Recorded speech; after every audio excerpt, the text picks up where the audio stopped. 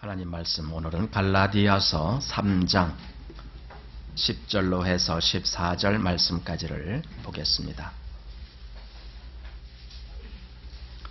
갈라디아서 3장 10절로 해서 14절 말씀을 보겠습니다.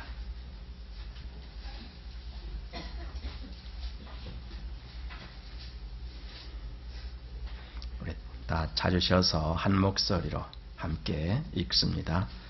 무릇 율법 행위에 속한 자들은 저주 아래 있나니 기록된 바 누구든지 율법 책에 기록된 대로 온갖 일을 항상 행하지 아니하는 자는 저주 아래 있는 자라 하였음이라.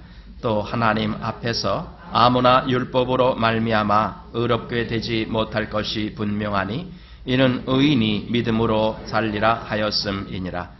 율법은 믿음에서 난 것이 아니라 이를 행하는 자는 그 가운데서 살리라 하였느니라. 그리스도께서 우리를 위하여 저주를 받은 바 되사 율법의 저주에서 우리를 속량하셨으니 기록된 바 나무에 달린 자마다 저주 아래 있는 자라 하였음이라. 이는 그리스도 예수 안에서 아브라함의 복이 이방인에게 미치게 하고 또 우리로 하여금 믿음으로 말미암아 성령의 약속을 받게 하려 함이니라. 아멘. 지금 계속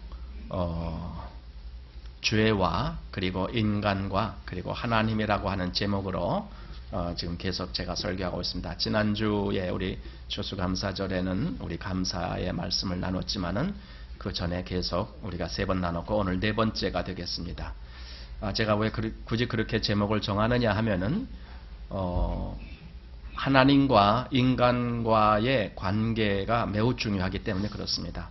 그리고 그 사이에 죄라고 하는 문제가 있었다라는 것이 매우 중요한 문제입니다. 사실 이것은 대단히 단순하고 아주 명료한 그러한 내용입니다. 이것은 전혀 복잡한 내용이 아닙니다. 하나님 말씀은 분명합니다. 복잡하지 않습니다. 오히려 사단의 말이 복잡합니다. 예를 들어 창세기에 보면은 하나님이 우리 첫사람 아담에게 주신 말씀이 있는데 너는 모든 나무 실과를 네 임의대로 먹을 수 있으나 선악을 알게 하는 나무 실과는 먹지 말라. 먹는 날에는 정령 죽으리라. 이런 말씀하셨어요. 여러분 이 말씀 중에 어려운 단어가 있습니까? 이건 너무나 분명하고 단순한 단어입니다. 먹는다, 먹지 아니한다 이 말은요 1~2살짜리 어린아이도 아는 거예요. 이 정도는. 그죠? 그 다음에 죽는다라는 말도 1~2살은 잘 모르겠지만 그래도 한 3~4살만 돼도 죽는다라는 말이 알아요. 뭐냐면은 뭐 기르던 뭐 꽃나무가 죽었다 뭐 이런 거 다 알잖아요. 또 무슨 뭐 집에서 무슨 파리를 잡아서 파리가 죽었다 이런 것도 알잖아요. 그러니까 이 죽는다라는 문제도 어린아이들도 다 아는 문제입니다. 하나님은 그런 말씀을 하신 거예요. 먹는다 또는 먹지 아니한다 이런 말씀, 또 죽는다 죽지 아니한다 이런 말씀. 자, 그러나 사단이 무슨 말을 했느냐? 사단은 너가 그것을 먹는 날에는 너도 하나님과 같이 되어 선악을 알 줄을 하나님이 아심이라 이렇게 말했어요. 사단이.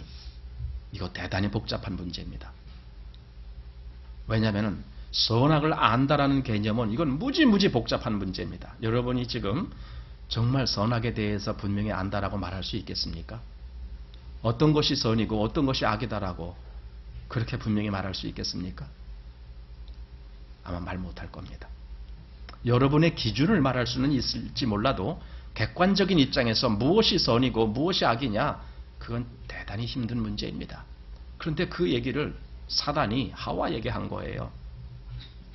너가 저 하나님이 먹지 말라는 나무 실과 그것을 먹는 날에는 너도 하나님과 같이 되고 그리고 너가 선악을 알 줄을 하나님이 아시기 때문에 그래서 하나님이 못 먹게 한 거다라는 식으로 그렇게 사단이 말했습니다. 사단은 모든 문제를 복잡하게 만들어갑니다. 하나님은 아주 단순하게 말씀하십니다. 그리고 그 단순한 말씀은 지금도 똑같습니다. 지금도 얼마나 단순한지 아세요? 예를 들어 요한복음 3장 16절 너무나 유명한 말씀이죠.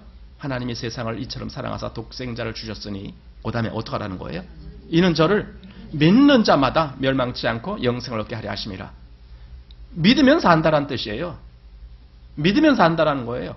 요한복음 5장 24절 진실로 진실로 너에게 이르노니 내 말을 듣고 또 나 보내신 이를 믿는 자는 영생을 얻었고 심판에 이르지 아니하나니 사망에서 생명으로 옮겼느니라. 얼마나 분명합니까? 사망과 생명이라는 말이 얼마나 분명한 대조를 이룹니까? 영생이라는 말과 영생이 아니면 사망이거든요. 그 말이 얼마나 분명한 대조를 이룹니까? 하나님의 말씀은 이렇게 선명합니다. 마치 그 캄캄한 데에 마치 우리가 그 전등을 탁 켜갖고 샥 비치면은 분명하게 빛이 촥 나가는 걸 보이잖아요. 그런 식입니다. 이것이 하나님 말씀입니다. 그런데 사단은 자꾸만 우리 눈앞에 안개를 끼게 만드는 거예요. 뭔가 보이긴 보이는 것 같은데 희미하게 만들고 복잡하게 만들고 뭐 이런 것 같기도 하고 저런 것 같기도 하고 자꾸 그 말씀에 대해서도요 믿지 못하게 만들려고 의심을 품게 만들고 이럽니다. 이것이 사단의 수작입니다. 우리 안에 의심이 자꾸 들어올 때에 여러분 그걸 아셔야 됩니다. 아, 내 마음속에 자꾸 사단이 나를 자꾸만 이렇게 송사하려고 애쓰고 있구나. 사단이 내 안에서 그걸 이상하게 사단이 다른 데 역사하는 걸로만 사람들이 착각을 해요. 뭐 이상한 일. 그러나 분명하게 알아야 됩니다. 사단은 우리로 하여금 어찌하든지 하나님을 못 믿게 하는 거예요.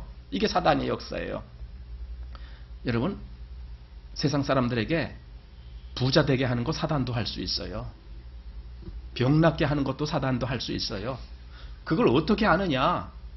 실제로 욥기를 보니까 욥의 재산을 하루아침에 싹 없어지게 하는 것이 사단이었거든요. 그러니까 반대로 재산을 얼마든지 있게도 할 수 있는 능력이 사단에게 있는 거예요.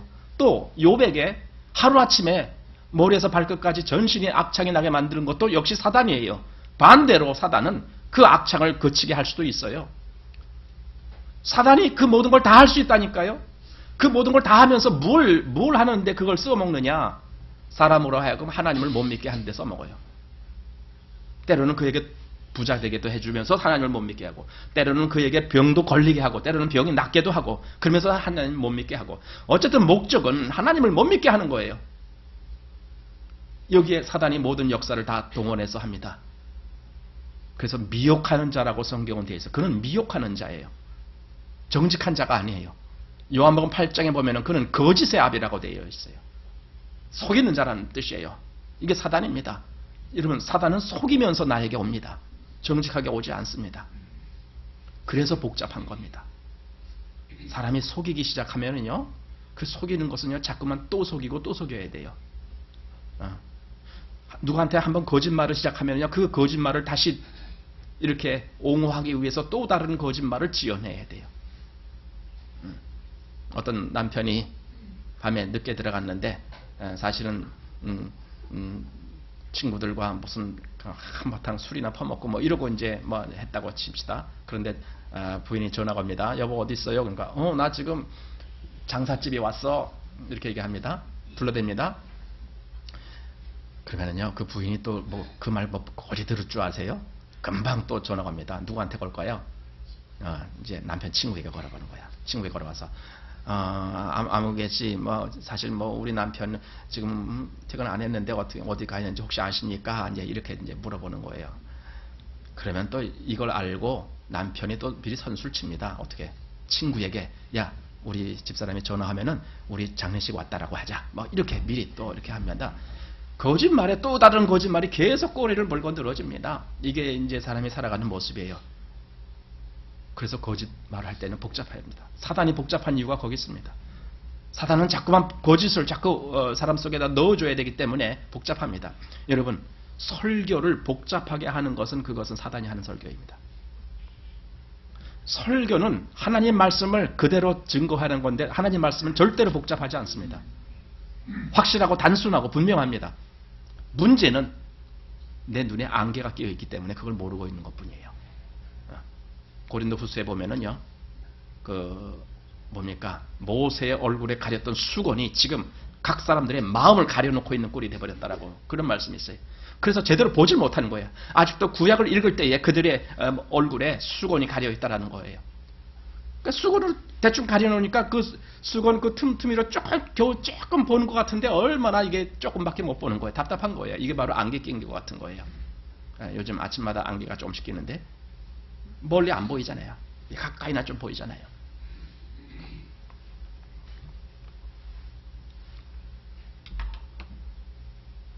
오늘 읽은 이 갈라디아서 3장 말씀은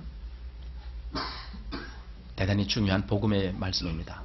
자, 오늘 제가 이 말씀을 여러분들에게 말씀해 드리고 싶은 이유는 이 가운데 아마 아직도 확실한 구원의 믿음이 없는 분 계실 것 같습니다. 그런 분들에게 제가 지금 이 복음을 말씀드리려고 하는 겁니다. 하나님을 진짜 믿어야 되잖아요. 하나님을 진짜 믿으려면요, 하나님의 말씀이 무엇인지를 진짜 알아야 되잖아요. 그 하나님 말씀 가운데에 특별히 나를 구원하는 말씀이 있어요. 그걸 보고 복음이라고 얘기하는 거예요. 복된 하나님의 소식이다라는 뜻이에요. 복음. 이 복음을 분명히 알아야 되잖아요. 그리고 하나님을 분명하게 믿어야 되는 거예요. 저는 이 가운데에 그래서 구원에 관한 한 미적미적한 분이 한 분도 없길 바라요. 난 여러분들이 다 정말 확실한 믿음으로 구원을 받고 하나님을 믿는 사람들로 그렇게 나타나시길 바라요. 그래서 오늘을 제가 이 말씀을 증거하는 이유는 확실한 믿음의 구원을 위해서 증거하는 거예요. 보세요. 이 구원의 복음이 얼마나 단순한 복음인지, 그리고 얼마나 확실한 복음인지 오늘 이제 이 말씀을 한번 보면서 우리가 그것을 봐야 됩니다. 그리고 여러분은 반드시 그 말씀을 믿어야 합니다. 반드시. 자, 한번 보겠습니다. 여기 10절에 이렇게 되어 있습니다. 무릇 율법 행위에 속한 자들은 저주 아래 있나니. 자, 여러분, 지금 이 말씀이 얼마나 분명한 말씀이에요. 여기 뭐 이렇게 안개 낀 것 같이 희미한 그런 말씀은 없습니다. 성경은 확실합니다. 뭐라고 그랬습니까? 율법 행위에 속한 자들은 어디 아래 있다는 거예요? 저주 아래 있다는 거예요. 저주 아래 있다는 거예요. 이렇게 분명히 말씀하고 있는데도 저주 아래에 있는 건가 아닌가 긴가민가 이런 식으로 해석을 하지 말라라는 겁니다. 성경에 확실한 것은 그대로 확실하게 보라는 뜻입니다. 자, 왜 저주 아래에 있는지 그 다음 이유를 설명합니다. 기록된 바 누구든지 율법책에 기록된 대로 온갖 일을 항상 행하지 아니하는 자는 저주 아래에 있는 자라 하였습니다. 이렇기 때문에 율법 아래에 있는 자는 저주 아래에 있는 자다라는 뜻이에요. 자, 율법 아래에 있는다는 말은 물론 유대인들에게 율법을 주셨고 그들은 1차적으로 율법 아래에 있는 자입니다. 그러나 오늘날도요, 사람이 하나님 앞에 자기가 뭔가 좀 의롭고 선하고 착한 일을 해서 하나님 앞에 나가려고 하는 그런 모든 시도가 다 이 율법 아래에 있는 시도입니다.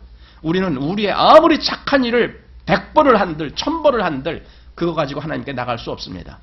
왜냐하면 이미 이사야서에서 우리의 의는 다 더러운 옷과 같다라고 말씀했기 때문에.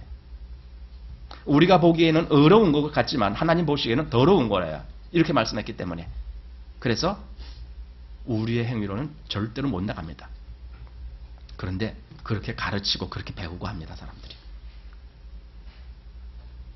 바로 이게 율법을 가르치는 것과 마찬가지예요. 사실은 율법보다도 못한 거예요. 율법도 아닌 거죠. 바로 그렇게 나가려고 하는 사람들에게 지금 이 말씀이 매우 중요한 겁니다. 저주 아래 있다는 거예요. 자, 그렇다면 또 고단 보십시다. 다시 한번. 기록된 바 누구든지 율법책에 기록된 대로 온갖 일을 항상 행하지 아니하는 자는 저주 아래 있다는 거예요.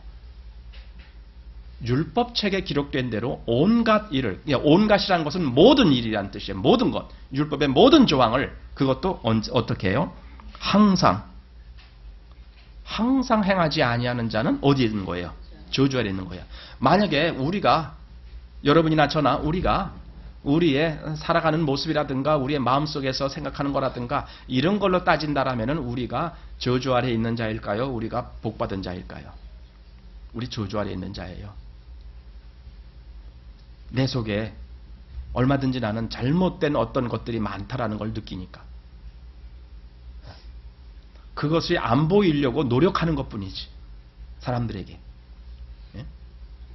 내 이 육신을 입고 살아가는 이 모습을 가만히 보면은 내 안에는 욕심도 많고 때로는 남들보다 더 내가 더 잘 되기를 바라는 그런 마음도 있고 욕망도 있고 여러 가지가 있는데도 불구하고 아닌 것처럼 살아가고 있어요.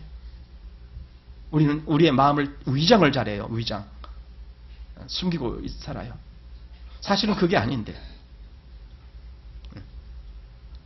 그러니까 누구하고 비교할 필요도 없어요. 내가 내 자신을 볼 때에는 나는 저주 아래 있는 자다. 이걸 느끼게 돼요. 여러분, 저주 아래 있는 자가 그걸 알아야 돼요. 만약에 나는 아무리 내가 생각을 해도 난 저주 아래 있는 자가 아닌 것 같습니다 하면은 더 이상 말씀을 볼 필요 없어요. 분명히 맺고 끊어야 돼요. 이 말씀은 나에게 필요 없는 거구나. 그만둬야 돼요. 그분은. 하나님 믿는다는 생각 할 필요 없어요. 적어도 내가 저주 아래에 있는 자가 아니라면은 나는 저주받지 아니하고 나는 그냥 얼마든지 천국 갈 수 있는 자인데 무엇 때문에 또다시 교회 다니면서 뭘 하고 이러겁니까? 그럴 필요 하나도 없어요. 내가 저주 아래에 있는 자가 아니라면은 나는 그냥 천국 간다니까요. 내 안에 죄가 없는데 내가 왜 천국을 못 가겠어요? 내가 의로운 자인데 왜 천국을 못 가겠어요? 그 사람은 그냥 천국 갑니다.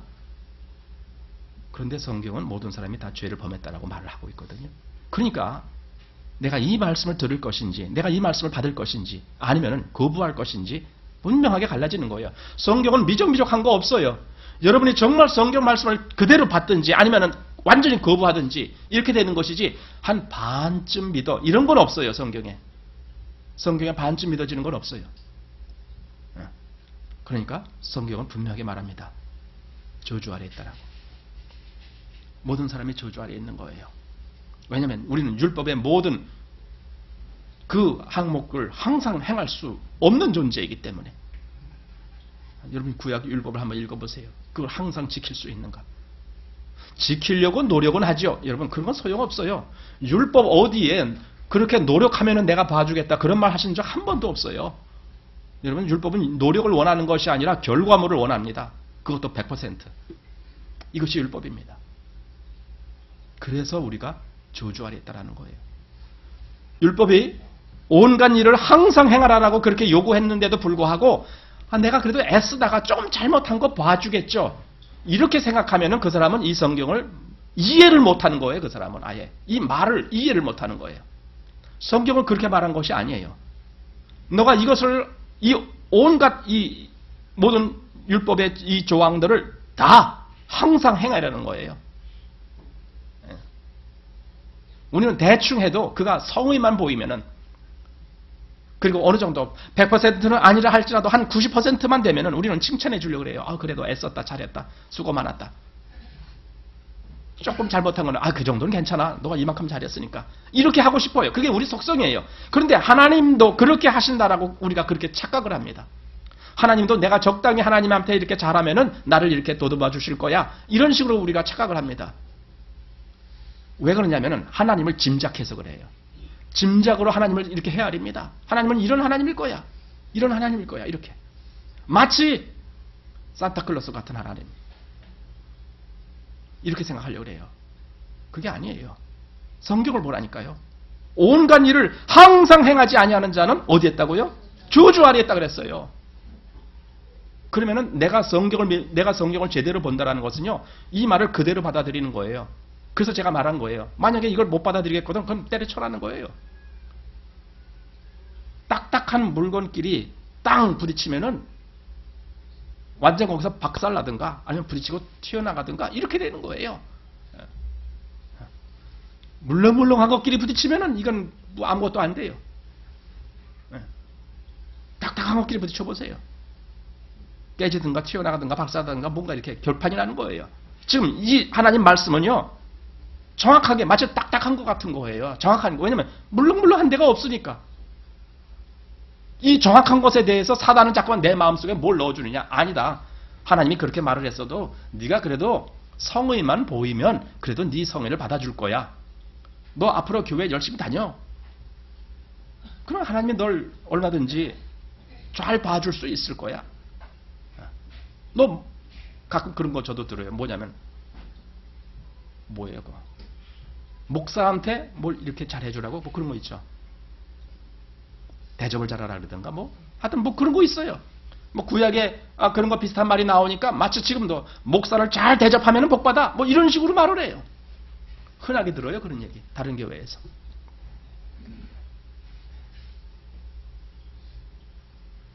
그런 복 받아서 뭐 할 거예요? 목사를 잘 대접했더니 내가 복 받았다. 그런 복 받아서 뭐 할 거예요? 이왕이면은 내가 진짜 복 받기를 원한다면 이 저주에서 벗어나서 하나님의 축복을 받는 복을 받아야지. 네. 이게 진짜 복이지. 저주 아래 있으면서도 기껏 목사 잘 대접했더니 복 받았다. 그 땅에 있는 거나 좀 받았을지 모르냐. 하나? 그게 뭔 의미가 있느냐고요. 사단도 그런 일을 얼마든지 한다 그랬잖아요. 그러니까 얼마나 사단은 우리 마음을 미혹하게 하는지. 하나님 말씀은 절대로 미혹이 아닙니다. 이건 완전히 돌덩어리 같이 딱딱한 겁니다. 분명하다는 뜻이에요. 내가 거기 부딪혀서 깨지든지 아니면 튕겨나가든지 그렇게 되는 겁니다. 여기 저주 아래 있는 자다. 그러니까 다른 말로 하면 모든 사람이 다 저주 아래 있는 거예요. 그래서 로마서 3장 10절에 의인은 없나니 하나도 없으며 의인은 없나니 하나도 없으며 아주 하나도 없대. 하나도. 한 사람도 없다. 그 뜻이에요. 이게. 한 사람도 없다. 의인은 없나니 하나도 없으며 하나님을 찾는 자도 없고 선을 행하는 자도 없고 다 치우쳐 한 가지로 무익하게 되고 선을 행하는 자는 없나니 하나도 없도다. 그러잖아요. 이 말이 대충 물렁물렁한 말입니까? 아니에요. 성경은요 너무나 아주 칼로 무를 칼로 이런 무 김장할 때 칼로 무를 탁 자른 것처럼 하나님 말씀은 이렇게 분명하다니까요. 그냥 뭐 비비 틀어서 뭐 잘라 이런 게 아니에요. 칼로 탁 자른 것 같이 이게 말씀이야 이게. 하고 선명하게 그것을 보여주고 있습니다. 근데 사람은 자꾸만 거기다 물을 타는 거예요. 이 선명한 거에다가 물을 타 갖고 희석시키려고 그래요. 뿌옇게 만들어. 대충 이렇게 만들어요. 무슨 쌀뜨물 같은 걸 부었든지 해갖고. 왜냐면 그래야 자기한테 좋을 것 같으니까. 이 분명한 말씀을 내가 받으면 나는 못 살 것 같아. 대충 여기다 뭐 이렇게 말씀을 좀 누그러뜨려 갖고 그래서 받으면 조금 살 것 같은 느낌이 들어요. 여러분 그렇지 않아요.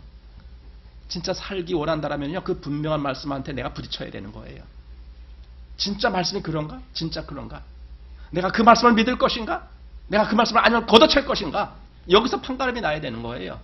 그냥 비스무리하게 이렇게 해갖고는 우리말에 그런 거죠. 죽도 밥도 아니다. 뭐 그런 말이 있죠. 죽도 밥도 아니네. 그건. 중요한 것은 분명해야 되는 거예요.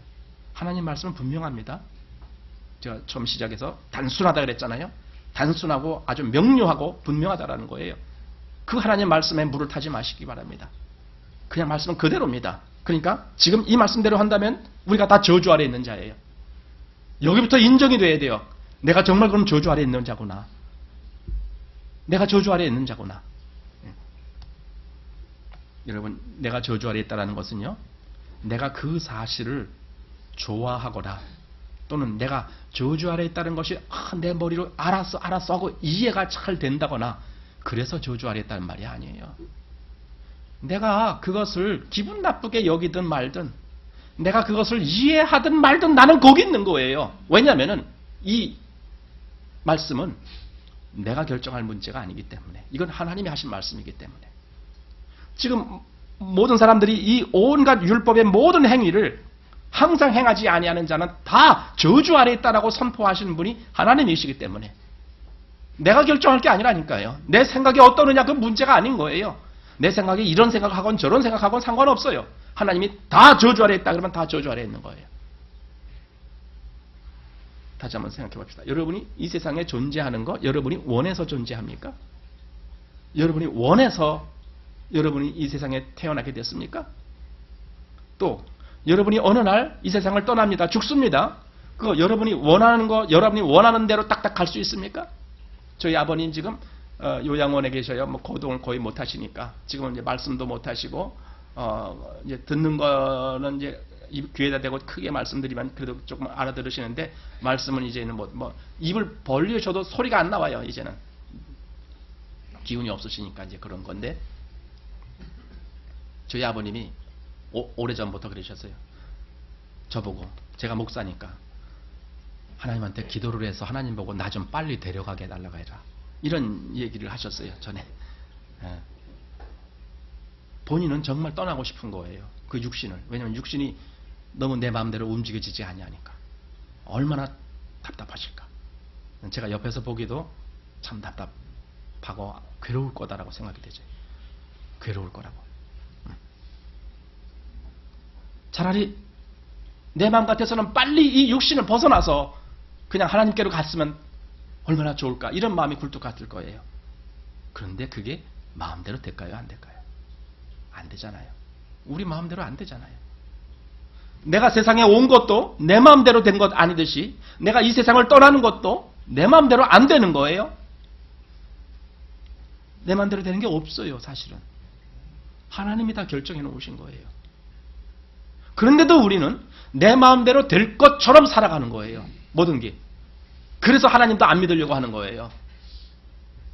하나님 말씀 그대로 따라가는 것은 내가 수치스러운 것 같이 여겨요. 굴욕이 남한테 굴복되는 거라고 생각해요. 내가 약자, 뭔가의 패배자, 뭐에게 지는 이런 자라고 생각하는 거예요. 하나님 말씀에 내가 그 말씀을 듣는 것이 내가 패배하는 자, 지는 자라는 거예요. 그렇게 느낌이 든다니까. 내가 주관하고 싶고 내 결정대로 하고 싶고 내 인생 내가 알아서 사는 거 아니야? 이런 식이잖아요. 그러니까 하나님의 말씀은 옆에다 그냥 갖다가 놓는 장식품에 불과한 거예요. 믿어지지가 않는 거니까. 그렇게 하나님과 관계를 맺고 살다가 결국은 죽어가고 떠나는 거예요. 성경은 우리의 인생에 대한 실상을 말해줍니다. 어디서 왔다가 어디로 가는지에 대한 그 실상을 말해줍니다. 히브리서에 있는 말씀대로 한 번 죽는 것은 사람에게 정하신 것이고 그리고 그 후에는 심판이 있다라는 말씀까지도 해주시는 거예요. 성경은 그대로 말합니다.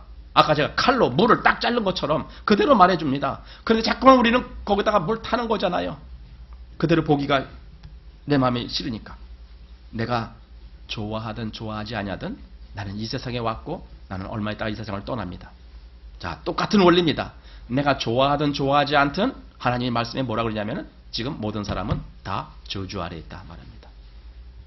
여러분이 안 믿어도 상관없어요. 그래도 저주 아래에 있는 거 확실하니까.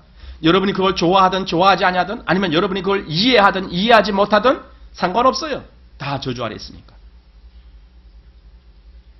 저주 아래에 있다는 걸 어떻게 증명하는가? 내가 율법의 모든 조항을 항상 행하고 있는가? 한번 그 생각을 해보세요. 내가 율법의 모든 행위를 다 지켜서 항상 그것을 행하고 있느냐고요. 내가 율법을 정말 100% 수행하고 있느냐고요. 그러면 저주 아래에 있지 않을 거예요. 그런데 그러지 못하거든요. 그럴 수도 없거든요. 그럴 능력도 없거든요. 우리는. 그래서 저주 아래에 있는 겁니다. 내 뜻과는 상관없습니다. 이것이 이미 정해져 있는 겁니다. 그런데요, 우리 알아야 될 것이 있어요. 하나님이 이 세상을 창조하셨잖아요. 하나님이 거기에 사람을 창조하셨잖아요. 하나님이 사람을 창조하실 때의 그 목적은 저주가 아니었어요. 반대예요. 하나님은 사람에게 복 주길 원했어요. 복을 주시려고.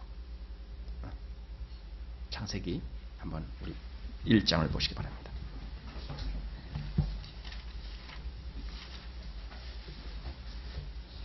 자, 창세기 1장 26절, 27절 여기 보면은 이렇게 되어 있습니다. 같이 읽어볼까요? 하나님이 가라사대 우리의 형상을 따라 우리의 모양대로 우리가 사람을 만들고 그로 바다의 고기와 공중의 새와 육축과 온 땅과 땅에 기는 모든 것을 다스리게 하자 하시고 하나님이 자기 형상 곧 하나님의 형상대로 사람을 창조하시고 남자와 여자를 창조하시고 하나님이 그들에게 복 주시며 그들에게 이르시되 생육하고 번성하여 땅에 충만하라 땅을 정복하라 바다의 고기와 공중의 새와 땅에 움직이는 모든 생물을 다스리라 하시니라. 자, 요게 이제 하나님이 세상을 창조하시면서 특별히 인간을 창조하실 때의 그때의 요 상황입니다. 하나님이 인간을 어떻게 창조하셨느냐 하면은 여기 하나님의 형상과 그 모양을 따라서 창조하셨다 그랬어요. 이건 우리가 잘 몰라요. 지금 이게 하나님의 형상과 모양이 어떤 것인지. 이게 뭐냐면 하나님과 닮은 것이 있게 만드셨다는 뜻이에요. 그래서 인간은 하나님과 통할 수 있는 거예요. 닮았어요. 우리가 보통 우리는 세상에서 닮았다라고 하는 것을 얼굴만 닮았다라고 닮은 거 아니잖아요.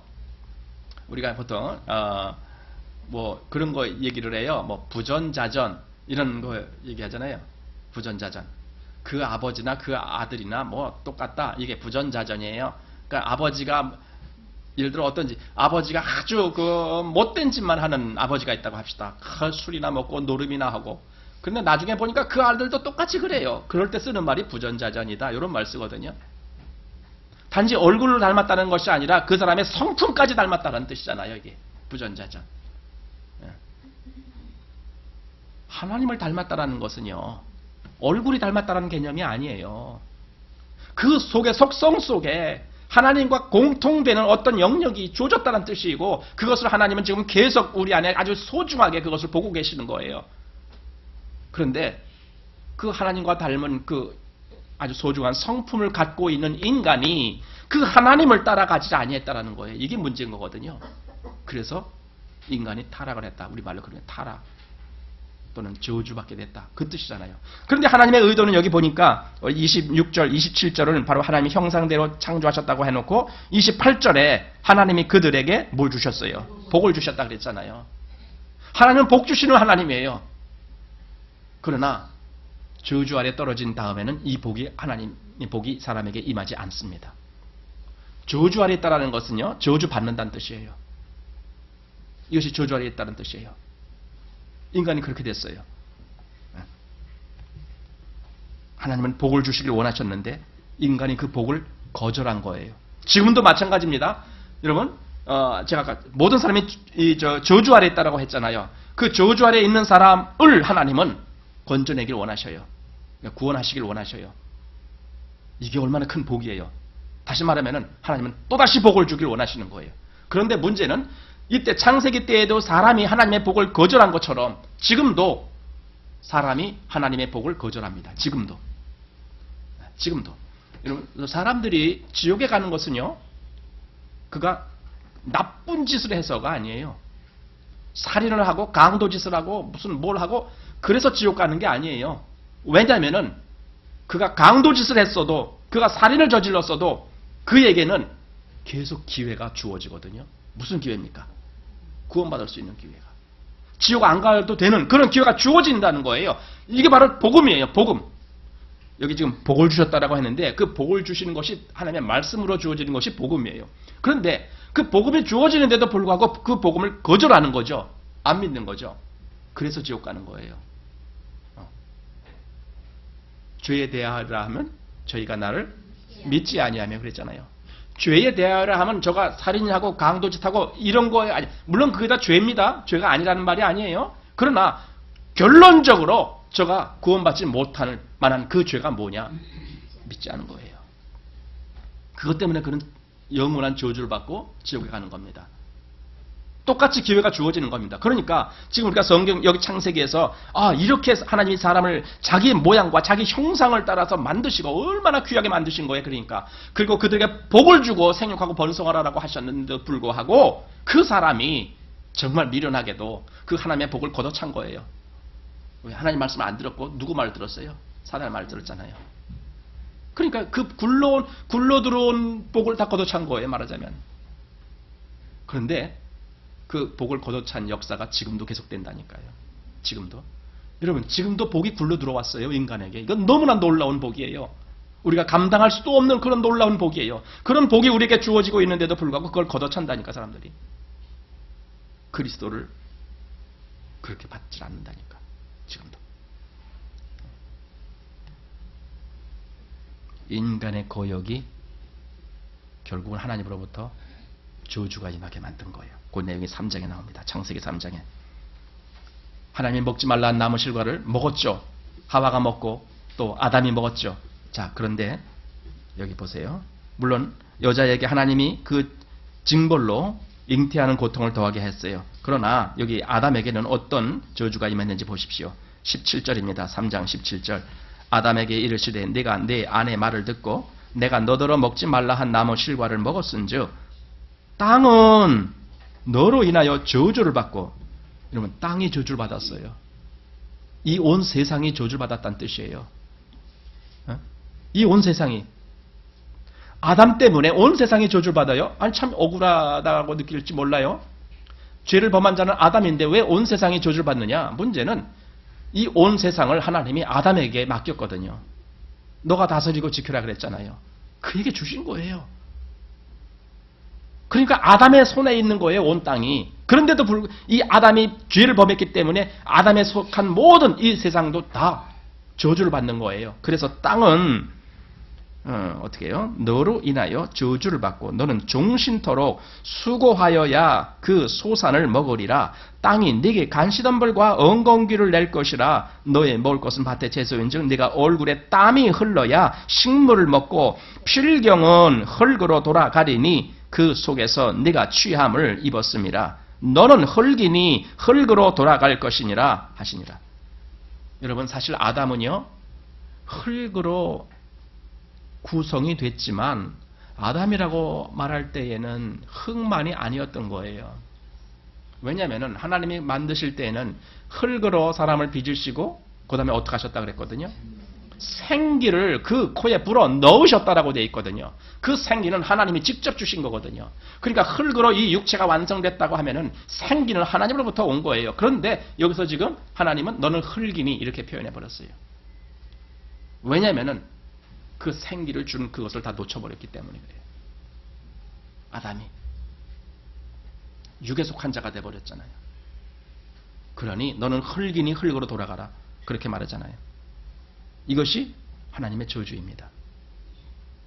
그래서 모든 사람은요 다 죽어요. 다 죽어요. 여러분 죽는 거 우리 매일 봅니다. 뉴스에서 매일 나옵니다. 우리 이웃에서도 매일 사람들이 죽어가는 거 봅니다. 그 보면서 뭘 느낍니까? 지금 하나님의 저주 속에 있다는 걸 뭐 느끼지 않습니까? 이 온 세상이 하나님의 저주 아래 있구나. 만약에 하나님이 그걸로 땡 종치고 그래 니들 끝까지 저주나 받아라 이렇게 하셨다라면 그러면 진짜 우리가 하나님이라고 믿을 수가 없죠. 그러나 하나님은 다시 회복합니다. 애초에 하나님이 사람을 만드실 때에 저주하기 위하여 만드신 것이 아니고 복 주기 위하여 만드셨다 그랬어요. 그걸 다시 회복합니다. 하나님은 지금도 그 저주받은 사람을 대상으로 해서도 다시 복을 주길 원하십니다. 그들에게 자꾸 그래서 복받을 길로 오라라는 거예요. 분명히 그 말씀을 듣고 가는 사람은 복을 받습니다. 여기 하나님이 아담에게 저주를 내렸기 때문에 땅까지 저주를 받고 너는 종신토록 수고하여야 하고 여러분 세상 살아가는 것이요 정말 종신토록 수고를 해야 돼. 여러분 수고가 안 하고 살 수 있는 방법 어디 없을까요? 아 돈만 많으면 되죠. 여러분 돈 많다라고 수고 안 하는 게 아니에요. 정말 돈만 많으면 행복하다라고 생각된다면 부자들은 다 행복해야 돼. 그런데 아무리 봐도 부자 됐기 때문에 행복하다 그건 비율로 맞지 않는 것 같아요.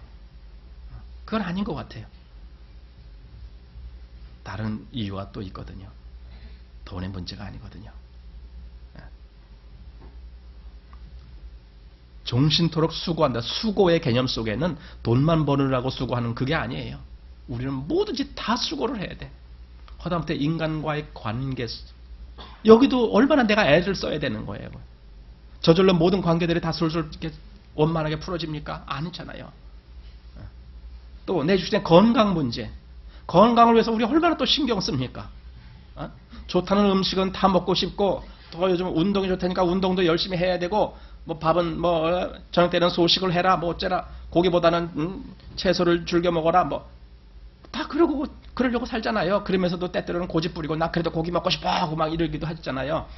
그러니까 이게 우리가 속에는 자꾸만 뭔가 이게 수고해야만 된다니까요.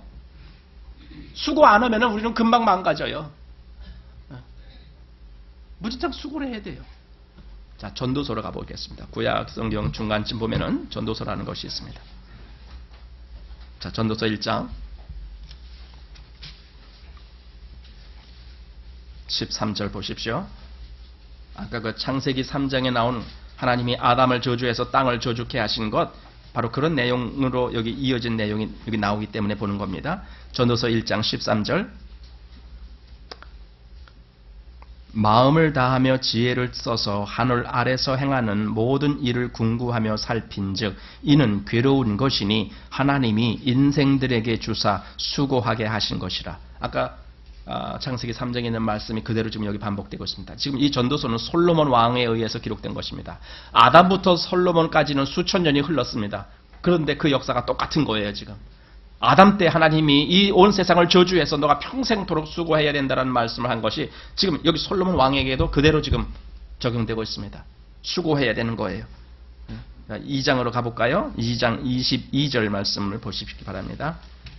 2장 22절 사람이 해 아래서 수고하는 모든 수고와 마음에 애쓰는 것으로 소득이 무엇이랴?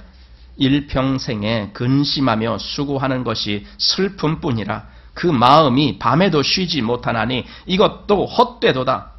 여러분, 우리는 참 수고하고 애쓰고 그렇게 삽니다. 그래도 우리 마음은 쉼을 얻지 못해요. 왜냐하면 내일 되면 내일에 할 일이 또 생기니까.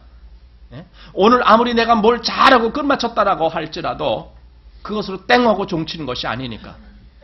내일 문제거리가 또 생깁니다. 정말입니다. 우리 마음은 쉬질 못해요. 계속 그럽니다. 왜 그러느냐? 왜 그러느냐? 왜 우리가 쉬질 못하느냐? 여기 전도서 그 대답도 해주고 있습니다. 7장으로 가보시기 바랍니다. 전도서 7장 29절입니다.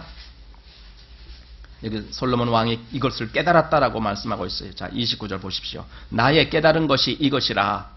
곧 하나님이 사람을 정직하게 지으셨으나 사람은 많은 꾀를 낸 것이니라. 예, 꾀를 냈어요. 꾀가 뭔가? 하나님 앞에서 꾀를 냈다는 뜻이에요. 그것은 하나님 말씀을 거절했다는 뜻이에요. 사람이 그랬다는 뜻이에요. 그래서 사람에게 평생 수고로움이 따라오는 거예요. 수고해야 돼, 인간은. 그리고 여기 사람들은 하나님의 그러한 말씀에 대해서 어떻게 생각하는지 보시겠습니까? 8장으로 가보십시오. 8장 11절. 사람들이 이렇게 생각해요. 악한 일에 징벌이 속히 실행되지 않으므로 인생들이 악을 행하기에 마음이 담대하도다. 징벌이 속히 실행되지 않아요. 하나님은 징벌을 매우 더디 주시에요. 때때로 늦추십니다. 할 수 있는 한 하나님은 정말 오랫동안 참으신다. 하나님은 참으시는 하나님이에요. 오랫동안. 왜 참으실까요? 그가 정말 구원받을 기회를 얻게 하기 위해서 참으시는 거예요. 하나님의 원래 목적은 그가 복을 얻는 거니까 참으시는 거예요. 그런데 인간은 그걸 반대로 생각해요. 하나님이 저주받는다라고 했는데 괜히 엄폴로 왔구나. 이렇게 생각해버려요.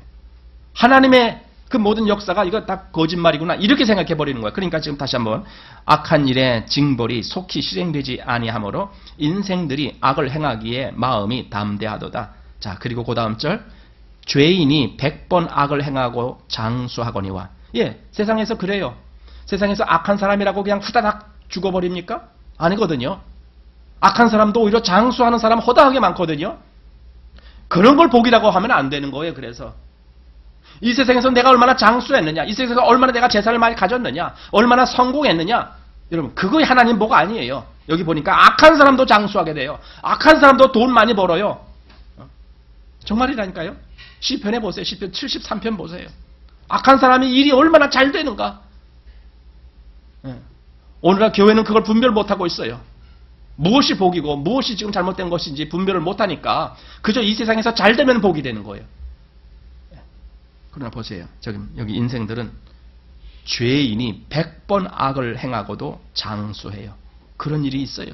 하지만 내가 정령이 아노니 하나님을 경외하여 그 앞에 경외하는 자가 잘 될 것이다. 이 잘 될 것이다 하는 것은 궁극적인 입장에서 잘 된다는 뜻이에요. 이 세상에서 잘 산다는 개념이 아닙니다. 그래서 모든 사람의 결국이 어떻게 되겠습니까? 9장으로 넘어와 보십시오. 9장 3절입니다. 모든 사람의 결국이 일반인 그것은 해 아래서 모든 일 중에 악한 것이니 곧 인생의 마음에 악이 가득하여 평생에 미친 마음을 품다가 후에는 죽은 자에게로 돌아가는 것이라.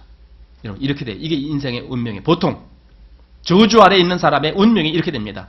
평생에 미친 마음을 품어요. 왜냐하면 여기 지금 모든 일 중에 악이 가득하니까. 그리고 후에는 죽어서 죽은 자에게로 돌아가요. 죽은 자. 이게 뭡니까? 만약에 우리가 그렇게 살다가 이 세상을 그렇게 살다가 결국 죽었다. 그래서 죽은 자에게로 돌아갔다. 여러분 우리가 산 의미가 뭡니까? 정말 우리가 그렇게 살아야 되겠습니까? 물론 우리 인생이 길면 길고 또 짧다 하면 짧은 거예요. 하지만 우리에게 분명히 시간이 주어졌잖아요. 7, 80의 시간이 주어졌잖아요. 그 7, 80년을 내가 어떻게 보냈고 그래서 그 결국을 내가 어떻게 맞이할 거냐. 이거 대단히 심각한 문제 아닙니까? 내가 결국은 그냥 이렇게 살다가 그냥 죽은 자에게로 가는 걸 그걸로 땡 하고 종치고 말 건가? 여러분 그러지 마시기 바랍니다. 왜냐하면 그것보다 훨씬 더 좋은 복받는 길을 하나님이 지금 우리에게 주시기 때문에 그래요. 하나님의 복음이 주어지고 있다라니까요. 복음이 지금 마치 가을비가 쫙 내려서 온 초목을 다 적시듯이 복음이 모든 인간들에게 뿌려지고 있다니까요. 그 복음을 왜 거부하려고 합니까? 여러분 복음을 믿으셔야 돼요. 예수님이 이 세상에 오셔서 첫 번째로 하신 말씀이 바로 그거예요. 회개하고 복음을 믿으라는 거예요. 회개하고 복음을 믿으라는 거예요. 하나님이 지금 너를 복 주시길 원하는데 왜 복음을 믿지 아니하려고 하느냐. 자, 그래서 9장 3절 읽었죠? 좀 지나서 7절 보십시오. 너는 가서 기쁨으로 내 식물을 먹고 즐거운 마음으로 내 포도주를 마실지어다. 이는 하나님이 너의 하는 일을 벌써 기쁘게 받으셨음이니라. 내 의복을 항상 희게 하며 내 머리에 향기름을 그치지 않게 할지니라. 내 헛된 평생의 모든 날 곧 하나님이 해 아래에서 내게 주신 모든 헛된 날에 사랑하는 아내와 함께 즐겁게 살지어다. 이는 내가 일평생 해 아래에서 수고하는 얻은 분복이라. 이 성경을 제대로 보질 못하면요, 이 성경의 뜻이 안 보여요. 그래서 어떻게 하냐, 문자적으로만 보여요. 그러니까 이렇게 하라 그랬네, 이렇게 하라 그랬네, 너는 가서 뭐 이렇게 해라, 뭐 너는 이렇게 해라. 우리 그렇게 하고 삽시다. 이게 복입니다. 이렇게 해석을 해요. 여러분 이 말이 그 말 같아요? 다시 한번 잘 보십시오. 자, 예를 들어 9절 한번 보십시오. 너는 헛된 평생의 모든 날에 하나님이 해 아래에서 내게 주신 모든 헛된 날에 사랑하는 아내와 함께 즐겁게 살지어다. 여러분, 그러니까 아내와 즐겁게 살아라. 그러면 되는 거야. 여러분 그렇게 보입니까 이 말이? 지금 이 단어 속에 무슨 말이 나왔어요? 헛된 날. 여러분 이런 것이 안 보입니까? 하나님은 지금 이 날이 헛되다라고 말하는 거예요. 그런데 너는 생각하기를 그냥 내가 여기서 행복하게만 살면 끝이다. 그러면 다다. 이렇게 생각하니까 지금 하나님이 이렇게 말씀하시는 거예요. 그 전에도 8절에도 내 의복을 항상 희게 하며 내 머리에 향기름을 그치지 않게 할지어다. 그렇게 하면 되는 거냐? 지금 이 말이 그 말이 아닙니다. 왜 그러느냐? 결론으로 가보십시오. 10절로 가보십시오. 무릇 내 손이 이를 당하는 대로 힘을 다하여 할지어다. 자, 그렇게 하라는 거예요. 자, 그 다음에 뭐예요? 내가 장차 들어갈 음부에는 일도 없고 계획도 없고 지식도 없고 지혜도 없으며 끝나기 때문에 그렇다는 거예요. 여러분, 그러나 정말 우리 보고 그렇게 끝내라는 건가요? 지금 우리 이 전도서가 그건가요? 아닙니다. 전도서는 그 말을 하는 게 아닙니다. 이 세상에서 그냥 먹고 마시고 잘 살고 행복하다가 하하 웃다가 그냥 음부로 들어가고 끝난다. 그렇게 인생을 살지 말라라는 거예요. 지금 이건 반어법이에요. 여기서 지금 설명하는 것은. 그럼 어떻게 살라라는 거냐? 다시 한번 전도서를 보십시오. 3장으로 가보십시오. 하나님의 의도가 무엇인지 이제 나옵니다. 자, 하나님의 의도 3장 11절 말씀 보십시오. 하나님이 모든 것을 지으시되 때를 따라 아름답게 하셨고 또 사람에게 영혼을 사모하는 마음을 주셨느니라. 사람에게 영혼을 사모하라는 뜻이에요. 그냥 이 세상에서 행복하게, 이 세상에서 즐겁게 먹고 마시고 잘 살다가 꽉 죽자, 이렇게 살라라는 말이 아니라 영혼을 사모하라라고 지금 그런 마음을 줄 때는 거예요. 하나님이 영혼, 우리가 말하는 영생, 하나님은 영생을 주시려고 지금 준비하고 계시는 거예요. 근데 그건 자기가 그것을 정말 원하는 마음이 있어야 되잖아요. 난 영생. 그 다음에 또 여기 14절로 가보십시오. 3장 14절. 무릇 하나님이 행하시는 것은 영원히 있을 것이라 더할 수도 없고 덜할 수도 없나니 하나님이 이같이 행하심은 사람으로 그 앞에서 경외하게 하려 하심인 줄 네가 알았도다. 하나님이 그 사람을 그렇게 때때로 수고하고 땀 흘리게 만들고 이렇게 하시는 목적은 뭐냐? 정말 하나님을 발견해서 하나님을 찾아서 하나님께 경외하는 마음이 되게 하려고, 그래서 하나님이 이 모든 수고를 하게 하시고 이런 모든 고통을 겪게 하시고 때때로 그렇게 살게 만드시는 거거든요. 하나님을 경외하게 만드시려고. 12장으로 가볼까요? 전도서 12장 결론입니다. 전도서의 결론 13절 보십시오. 자, 13절. 일의 결국을 다 들었으니 하나님을 경외하고 그 명령을 지킬지어다. 이것이 사람의 본분이니라. 왜 하나님을 경외해야 되느냐? 그 다음에 14절에 그 이유예요. 그게 하나님은 모든 행위와 모든 은밀한 일을 선악간에 심판하시리라. 이게 하나님은 절대로 이 심판을 그냥 흐지부지 이렇게 해버리는 분이 아니라는 거예요. 선악간에 반드시 심판하신다는 거예요. 그러니까 너는 정말 하나님을 경외하는 자가 되어야 된다는 거예요. 자, 근데 문제가 있어요. 문제가 있잖아요. 하나님은 이미 모든 인간을 저주 아래 가둬놨잖아요. 우리가 다 저주 아래 있잖아요. 우리가 율법의 행위를 항상 행할 수 있는 존재가 못 되잖아요. 우리는 이미 저주 아래 있는데 내가 무슨 수로 하나님을 경외할 수가 있느냐는 거예요. 저주 아래 있는 자가 어떻게 하나님을 경외하는 자가 되느냐고요. 로마서 3장에 있는 말씀 그대로 아닙니까? 21절에 모든 사람이 죄를 범하였음에 하나님의 영광에 이르지 못하더니 그랬잖아요. 하나님의 영광에 이르지 못해 어떻게 하나님을 경외하느냐고요. 그런데 여러분, 이게 딜레마입니다. 내가 하나님을 경외하고 싶어도 할 수 없는 존재가 되어버린 거 아닙니까?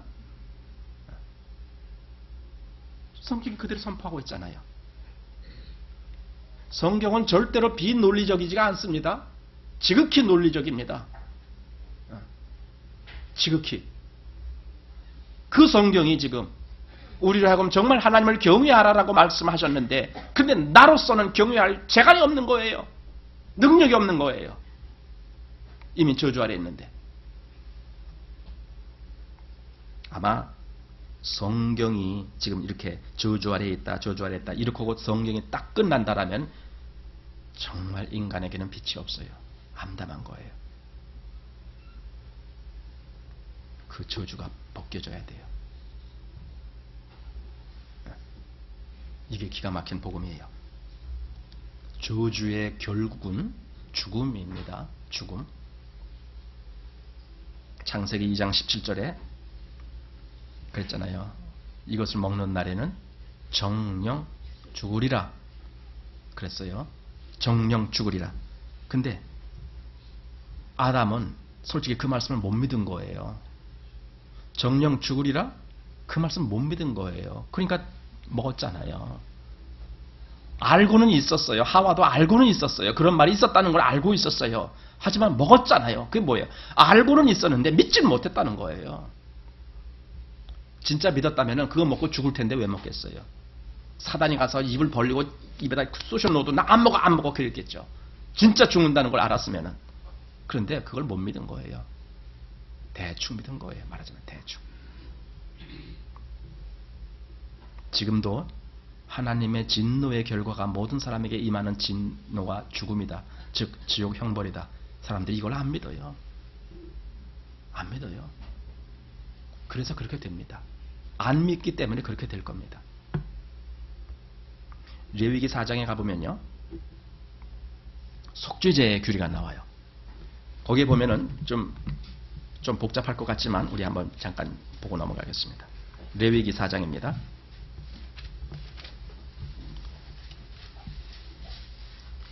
여기 속죄제가 4가지로 분류해서 나옵니다. 하나는 제사장이 죄를 범했을 때, 또 하나는 이스라엘 회중이 죄를 범했을 때, 그리고 또 하나는 족장이 죄를 범했을 때, 그리고 또 하나는 우리 같은 평민이 죄를 범했을 때, 그때 어떻게 하느냐, 이 내용입니다. 그러면 제사장이 죄를 범했을 때 그는 송아지를 가지고 제물로 삼아서 속죄제를 드려야 되는 거예요. 온 이스라엘 온 회중이 죄를 범하였을 때에는 역시 그때도 송아지를 가지고 제사를 지냅니다. 그 다음에 족장이 죄를 범했을 때 보면 수염소를 가지고 드리라 그랬습니다. 평민이 죄를 범했을 때는 암염소를 가지고 제사를 지내라.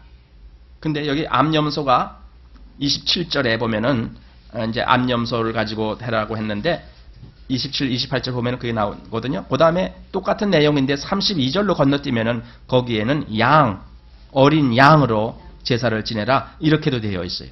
그러니까 염소나 양이나 뭐 어떤 어린 것으로 이렇게 드리게 되어 있어요. 여러분 이게 무슨 말씀입니까? 여기 지금 죄가 있기 때문에 지금 하나님이 보여주시는 거예요. 지금 하나님 말씀하시는 겁니다. 죄가 있기 때문에 그 형벌이 간다는 거예요. 죄가 있기 때문에 반드시 그 형벌을 누군가는 치러야 된다는 거예요. 죄가 있기 때문에 그거 그냥 용서가 안 된다는 거예요. 그래서 반드시 누군가가 그 죄를 갚을 그 어떤 것이 있어야 되는 거예요. 그게 여기 말하는 희생제물이에요. 제사장이 잘못했을 때, 또는 이스라엘 회중이 잘못했을 때, 족장이 잘못했을 때, 그리고 평민이 잘못했을 때, 따로따로 다. 그냥 뭐 족장이 대표로 해서 이런 게 아니에요. 응? 제사장이 다 알아서 아니에요. 각자 다 평민까지도 자기 죄로 말미암아 그가 속죄제를 드려야 돼요. 양이나 염소나 이런 거 가지고 속죄제를 드려야 돼요. 결국은요. 왜 속죄제의 희생양을 갖고 와고 또는 송아지를 갖고 오고 또는 염소를 갖고 오고 왜 그러는 줄 아세요? 죄를 범한 사람이 자기가 그 죄값을 치를 수가 없기 때문에 그래요. 내가 죄를 갚을 수가 없어요. 대신 누군가가 갚아줘야 돼. 그게 희생 제물이에요. 제물이라는 게 그거예요. 그가 대신 내 죄를 대신 갚아주는 거예요. 우리는 우리 죄에 대해서 내가 스스로 갚을 능력이 없어요. 자격도 없어요. 내 죄를 내가 어떻게 갚아요? 세상에서 나쁜 짓 하면은 뭐 그런 거 있어요. 너가 뭐 사회 봉사 몇 달 동안 해. 그러면 갚은 걸로 할게. 뭐 이런 게 있어요. 그건 세상에서는 그렇게 할 수도 있을지 몰라요. 근데 하나님 앞에 있어서는요. 그 죄는요. 단 한 가지라도 자기가 갚을 능력이 없어요. 그래서 여기 말한 대로 여러 가지 여기 속죄제 지금 4가지나 다른 종류의 그 희생 제사가 나오는 거예요. 이렇게 해서 누군가가 반드시 희생을 당해야 돼. 누군가가 반드시 죽어야 돼. 왜냐하면 죄의 삭은 사망이니까. 그래야 내가 대신 사함을 받을 수 있는 길이 열리는 거잖아요. 말하자면 하나님의 저주는 결코 피해갈 수가 없는 거예요. 누군가는 그 저주를 대신이라도 받아줘야 되는 거예요. 그래야 내가 살 수가 있으니까. 그런데 오늘 읽은 갈라디아서가 그 말씀이에요. 한번 보십시오. 갈라디아서 3장.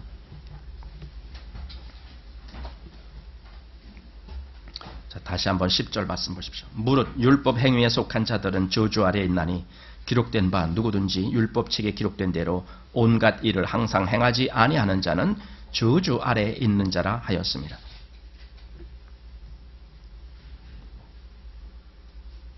내가 내 죄를 씻을 수가 없기 때문에 나는 그냥 저주 아래에 있는 자가 되는 거예요. 내가 내 죄를 씻을 수가 없어요. 안 돼요. 착하게 살면 되지요? 그건 내 생각은 그래요. 착하게 살면 될 것 같아. 그러나 심판장인은 내가 아니고 하나님이셔요. 하나님이 이미 그거 안 된다라고 선포했어요. 너가 아무리 착하게 산다 할지라도 그건 내 앞에서 다 더러운 옷이다라고 선포했었어요. 그런데 나는 자꾸만 내 생각대로 하려고 그러는 거예요. 이게 뭔 얘기냐? 하나님을 안 듣겠다라는 얘기예요. 그러나 중요한 것은 하나님을 들어야 되는 거거든.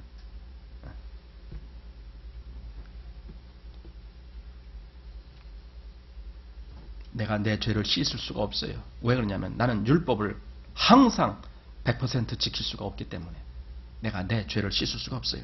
그런데 여기 놀라운 사건이 벌어집니다.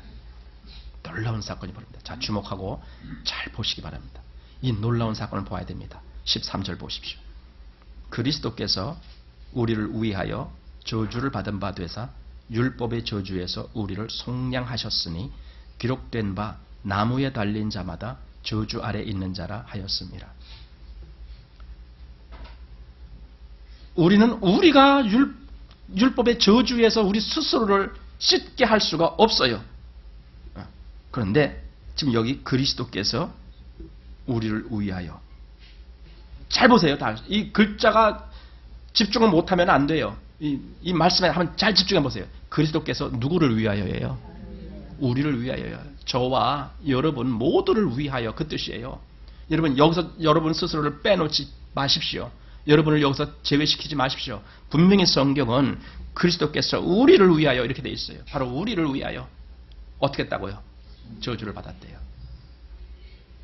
저주는 죽음이에요. 아까 왜 사람들이 죄를 범했을 때 양이나 염소나 송아지나 가지고 와서 왜 그 양이나 염소를 죽이는 거예요?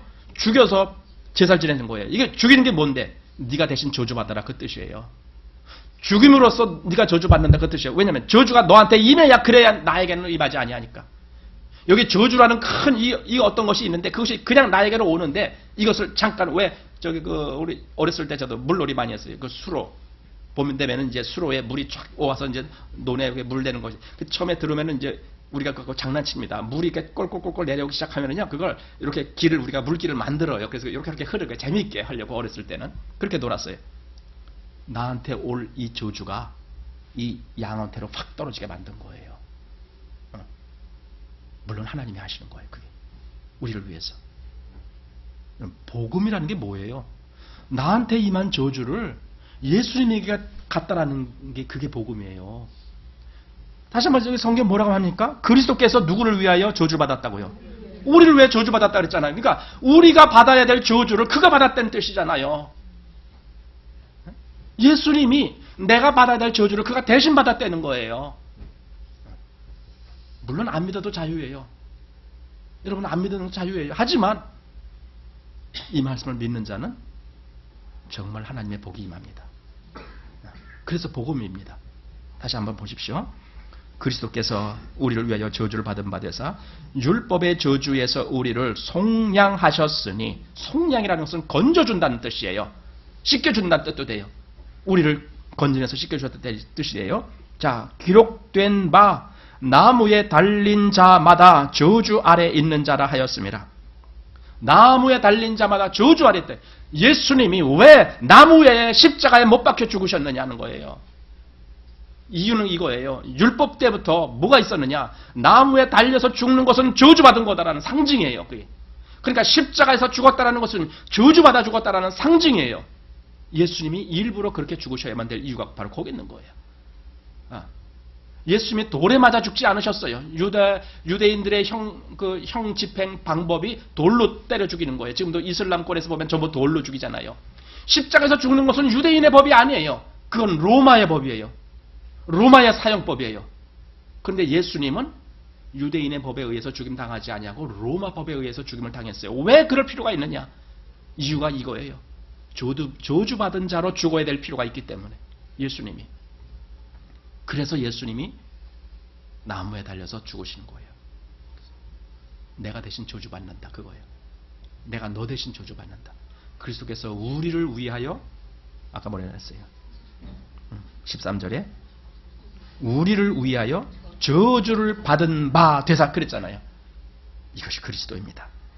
이것이 하나님의 말씀이다. 이 말씀을 믿으라는 거예요. 그리스도가 나를 위해서 대신 저주를 받았구나. 이런 말씀을 믿으라는 거예요. 정말입니다. 그래서 율법의 저주에서 우리를 속량하셨다. 역시 이 말씀도 믿는 거예요. 그리스도 때문에 내가 율법의 저주에서 건져받았다. 이것이 믿어지는 거예요. 이것이 하나님을 믿는 거예요. 이것이 말씀을 믿는 거예요. 그리스도가 그렇게 하셨구나. 로마서에 보면은 좀 더 자세하게 이 말씀을 말해주고 있어요. 로마서 5장 한번 보십시오. 로마서 5장 6절 말씀. 자, 6절. 우리가 아직 연약할 때에 기약대로 그리스도께서 경건치 않은 자를 위하여 죽으셨도다. 이거예요. 그리스도는 누군가가 다른 사람을 위해서 죽었다는 얘기예요. 근데 그 누군가가 누구냐? 경건치 아니한 자. 하나님을 전혀 경외하지도 아니하는 자. 그냥 죄 가운데 있는 자. 그냥 저주받을 자. 그를 위해서 그리스도가 죽으셨다라는 거예요. 자, 7절. 의인을 위하여 죽는 자가 쉽지 않고 선인을 위하여 용감히 죽는 자가 혹 있거니와 우리가 아직 죄인 되었을 때에 그리스도께서 우리를 위하여 죽으심으로 하나님께서 우리에게 대한 자기의 사랑을 확증하셨느니라. 그러니까 그리스도가 여기 우리가 아직 죄인 되었을 때에도 우리를 위해서 죽었다는 거예요. 지금 아까 갈라디아서 있는 말씀대로 그대로입니다. 그가 우리를 위해서 저주를 받았다 그랬잖아요. 그러니까 여기 지금 그가 우리를 위해서 죽었어요. 그리고 하나님이 그 일을 통해서 무엇을 확증했느냐? 우리를 정말 사랑하시는 하나님이시구나. 이것을 확증했다라는 거예요. 자, 그리고 9절로 가봅니다. 그러면 이제 우리가 그 피로 인하여 뭘 얻어요? 의롭다함을 얻어요. 여러분, 이게 어떻게 가능합니까? 여러분의 생각으로는 가능하지 않아요. 그러나 하나님께는 이것이 가능해요. 내가 하나님 믿으면 되는 이유가 바로 이거예요. 나는 어떻게 내가 의가 나한테 오는지 몰라요. 내가 의로운 몰라 행한 것도 아닌데, 그러나 하나님 편에서는 다 하실 수 있는 일이라 그래요. 하나님은. 하나님께는 불가능이 없어요. 다 하실 수 있어요. 그것도 아주 합리적이고 아주 공정한, 아주 공의로운 방법으로 다 하실 수 있어요. 그 일 때문에 그리스도가 대신 죽으신 거잖아요. 그가 대신 저주받으셨잖아요. 그래서 다시 한번 9절. 이제 우리가 그 피로 인하여 의롭다 하심을 얻었은 즉 더욱 그로 말미암아 어디에서? 진노하심에서 뭘 얻어요? 구원을 얻을 것이니, 이거예요. 인간의 최대의 비극은 하나님의 진노 아래에 있다라고, 하나님의 저주 아래에 있다라는 그것이었는데, 오직 그리스도 예수가 우리를 위해서 그냥 죽은 거 아니고 우리를 위해서 죽은 거고, 그래서 우리 대신 저주를 받은 거고, 그래서 하나님이 어떻게 해요? 우리를 그 진노하심에서 구원을 얻게 하시는 거예요. 하나님의 말씀이 이렇게 단순합니다. 그리고 아주 분명합니다. 그리고 우리의 믿음도 단순하고 분명해야 됩니다. 어떤 믿음입니까? 이 말씀을 믿느냐는 거예요. 하나님이 이렇게 하신 이 모든 것을 그게 내가 정말로 믿겠습니다. 이렇게 믿겠느냐라는 거예요. 여러분 믿어집니까? 그러면은 진노하심에서 구원을 얻는다는 거예요. 이게 하나님의 말씀입니다. 믿음이 이렇게 단순해요. 복음이 이렇게 단순해요. 난 여러분이 다 구원받길 바래요. 다 이 진노하면서 구원받길 바래요. 기도합시다.